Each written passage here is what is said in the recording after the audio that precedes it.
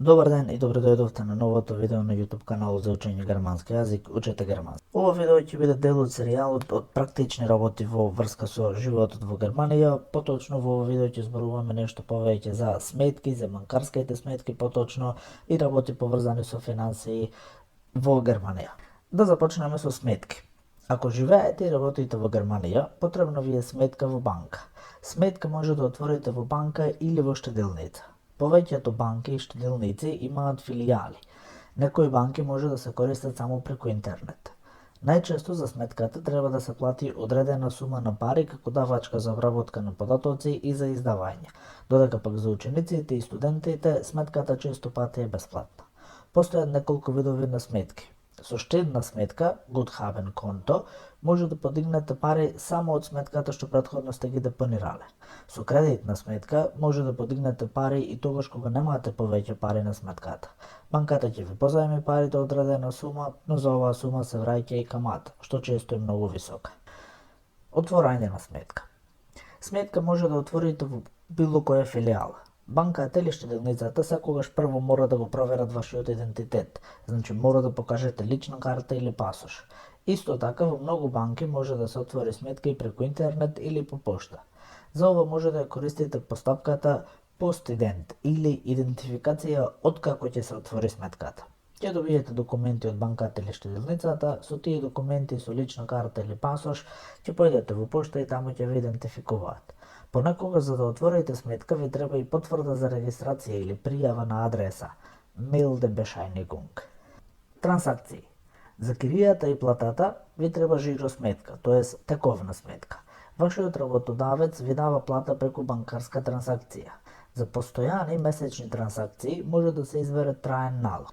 За други трансфери, во банката или штеделницата ќе добиете парче хартија, тоа е ливчето за трансакција, така наречениот Überweisungsträger.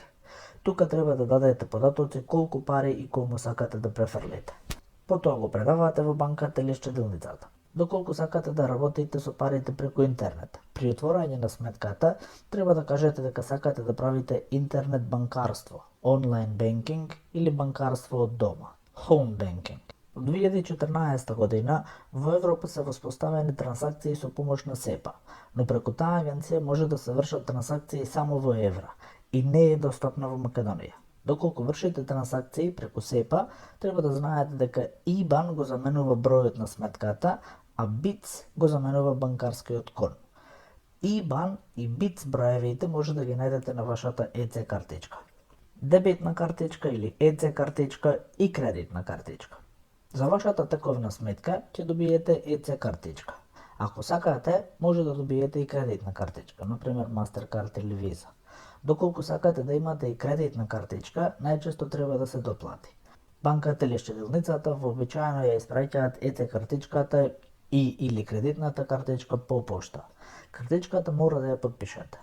Неколку дена подоцна ќе добиете пин за вашата картичка по пошта. Пинот мора да го запомните. Со ЕЦ картичката може да подигнете пари од сите банкомати, а за тоа ви треба пин кодот.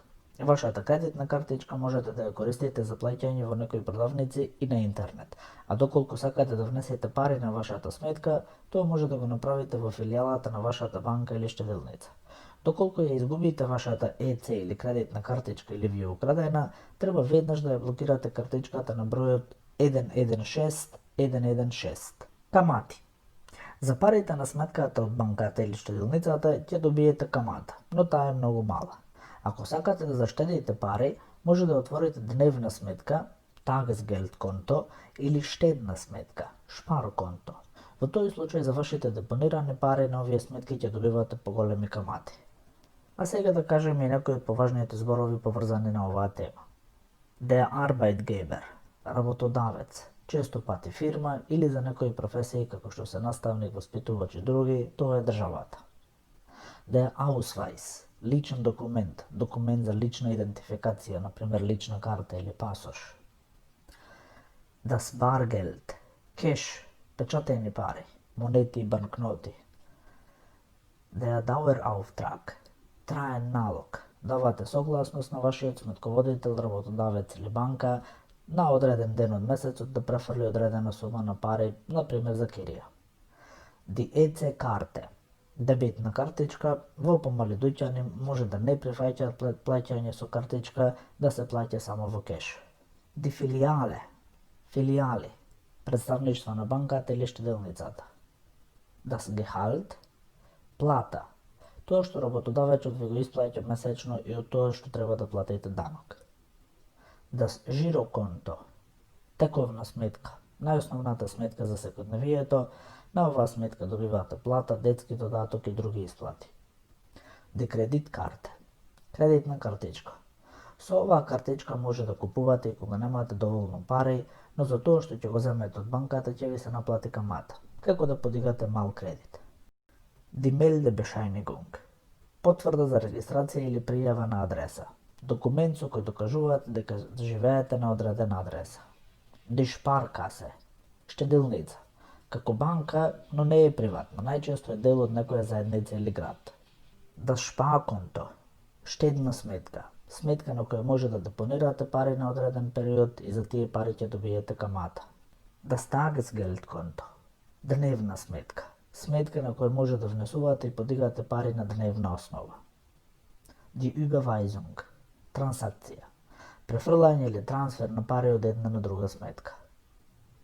Die Zinsen, камата. Доколку имате депозит, т.е. оставено пари на штедна книжка, за вашите пари ќе добивате камата. Доколку имате повлечено кредит, за тие пари ќе треба да платите камата. Тоа беше накратко се што сакавме да ви кажеме за банкарските сметки и работи поврзани со финансии во Германија. Се надеваме дека и ова видео ќе ви се најде како корисно во вашиот живот и во вашето изучување на германски јазик. Не заборавете да кликнете лайк на нашето видео, да се претплатите на нашиот канал со кликнување на дугмето subscribe и да го споделите нашиот канал со други кои што сакаат да учат германски. До наредниот пат. Чус!